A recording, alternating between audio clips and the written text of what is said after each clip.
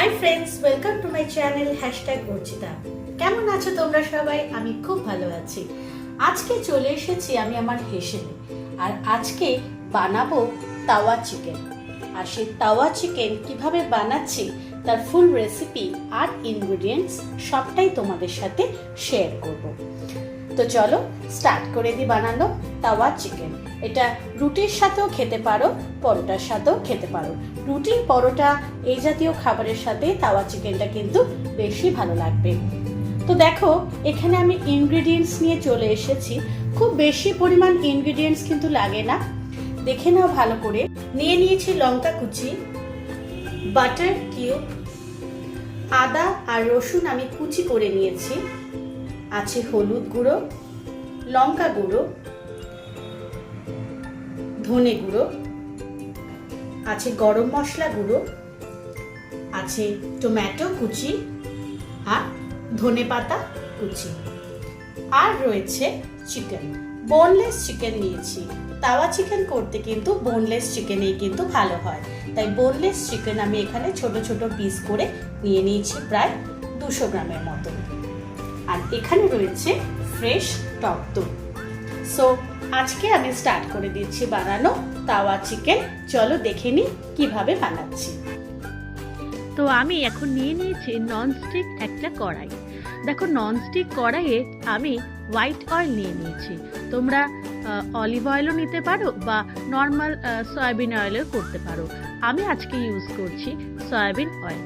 তো দেখো, এই তেলটা গরম হয়ে গেলে আমি তাতে আদা রসুন বাটাটা দিয়ে হালকা নাড়াচাড়া করে তারপরে আমি কিন্তু চিকেনটা দিয়ে দিয়েছি। এবার আদা রসুন বাটার সাথে এই চিকেনটা কিন্তু আমি 3 মিনিট মতন কিন্তু হাই ফ্লেমে ভেজে নিচ্ছি।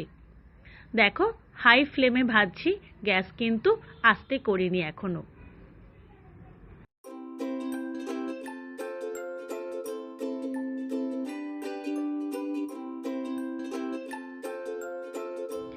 এবার আমি এর মধ্যে অ্যাড করছি হলুদ গুঁড়ো, এরপর অ্যাড করব কাশ্মীরি লঙ্কা গুঁড়ো।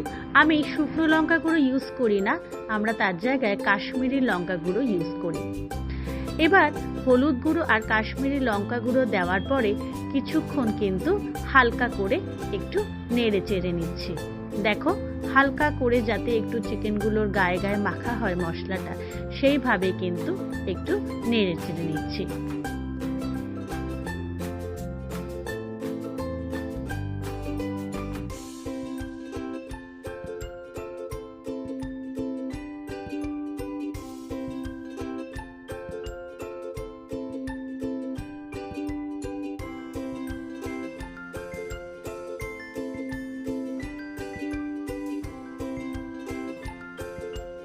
এবার আমি দিয়ে দিচ্ছি টক দই। আগে থেকে আমি টক দইটা ভালো করে বাটিতে ফেটিয়ে রেখেছিলাম, তো সেই ফ্রেশ টক দই এবার আমি দিয়ে দিলাম।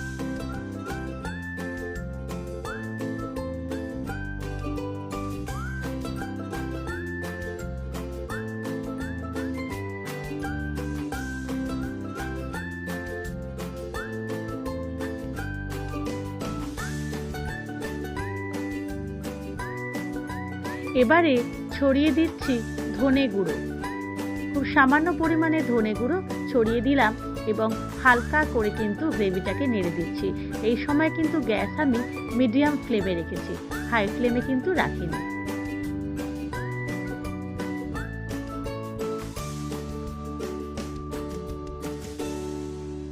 এবারে দিয়ে দিচ্ছি স্বাদ মতন নুন। খুব বেশি নুন খাই না আমরা, তাই জন্য স্বাদ মতন নুন দিয়ে দিলাম। আবারও একটু হালকা করে কিন্তু নেড়ে চেড়ে নিলাম। দেখো, চিকেন থেকে জল ছেড়ে যাচ্ছে এবং এই জলে কিন্তু রান্না হবে, আলাদা কিন্তু করে কোনো রকম জল কিন্তু অ্যাড এই রান্নায় আমি করছি না। এবারে আমি কাঁচা লঙ্কাগুলোকে আগে থেকে কুচি করে কেটে রেখেছিলাম, সেই কুচো কাঁচা লঙ্কা কিন্তু এইবার আমি ছড়িয়ে দিলাম। আর তার সাথে ছড়িয়ে দিলাম টমেটো কুচি। একটা গোটা টমেটো কেটে তার হাফটা কিন্তু কুচি করে আমি এখানে দিয়ে দিলাম। এবারে আবার পুরো জিনিসটাকে একটু হালকা মতন করে নেড়ে চেড়ে নিলাম। গ্যাস কিন্তু মিডিয়াম ফ্লেমেই থাকবে, যাতে চিকেনটা এই জলে কিন্তু আস্তে আস্তে সেদ্ধ হয়ে যায়।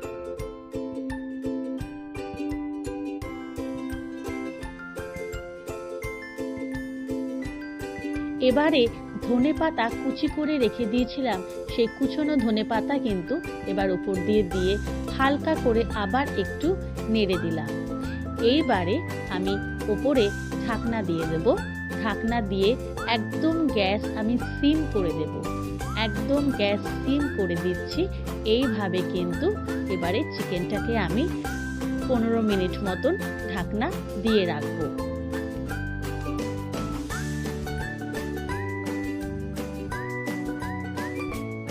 এইবারে একটু ঢাকনাটা খুলে 10 মিনিট পরে দেখে নিই।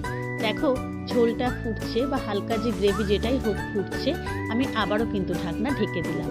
এইবারে 15 মিনিট হয়ে গিয়েছে, আমি ঢাকনা খুলে দিলাম। খুলে হাফ যে টমেটো কাটাটা ছিল সেটা আবার এর ওপর দিয়ে ছড়িয়ে দিলাম।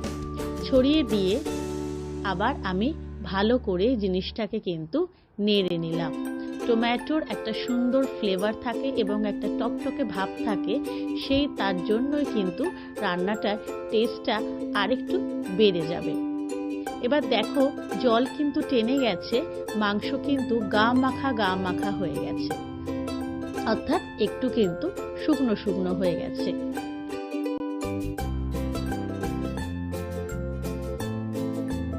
এবারে বাটার কিউবের থেকে একটু বাটার আমি এর ভেতর দিয়ে দিলাম।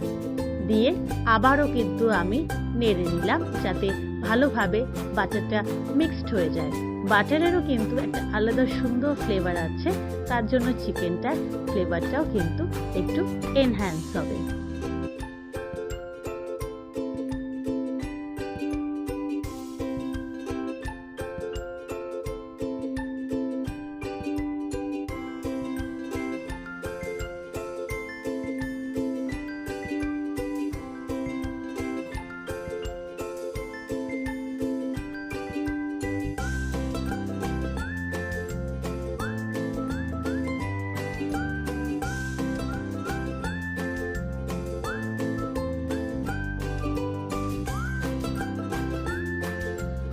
এবারে দেখো গ্রেভি অনেকটাই কিন্তু টেনে গিয়েছে এবং মাংস আমার অলমোস্ট কিন্তু রেডি। ওপর দিয়ে আমি ছড়িয়ে দিলাম ধনেপাতা অর্থাৎ কোরিয়েন্ডার লিভস। এবারে ভালো করে কিন্তু লাস্ট টাইমের জন্য একটু নেড়ে দিলাম। বেশি নাড়বো না, কারণ যাতে কোরিয়েন্ডার লিভসের ফ্লেভারটা না চলে যায়। এবারে দেখো আমার তাওয়া চিকেন কিন্তু একদম রেডি হয়ে গেছে। এইবারে এই তাওয়া চিকেন গরম গরম কিন্তু রুটি বা পরোটা বা নান এগুলোর সাথে কিন্তু সন্ধ্যাবেলায় বা রাত্রে দারুণ জমে যাবে। তো আমার এই ভিডিও তোমাদের কেমন লাগলো আমাকে অবশ্যই জানিয়ে কমেন্ট বক্সে লিখো।